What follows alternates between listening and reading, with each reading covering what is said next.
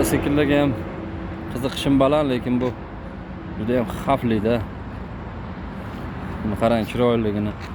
Rossiyada ham, Moskvada ko'p ekan bunaqa nimalar. Mototsikllar. Chiroyligini qarang buni. Buni ham ishqibozlari bor o'zini, hamma narsani, lekin ishqibozi ma'lum, lekin haydash juda ham xavfli buni. Speedometri necha ekan? Mana speedometriga qarang. 280 ekan. Wow. 280 tezlik bilan bu yursa tasavvur qilyapsizmi? 280 tezlik.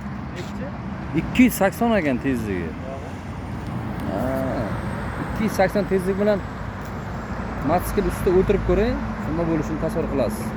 Mashinani o'zini 200 ga chiqaring. Qani sakrataveradi, qaltiradi. Bu krasavitsaligini qarang buni.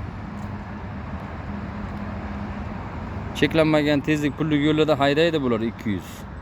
Men 100 ketyapman, oldimdan to'xtab turgandek turibman, shuni o'tib ketdi-da mototsikl.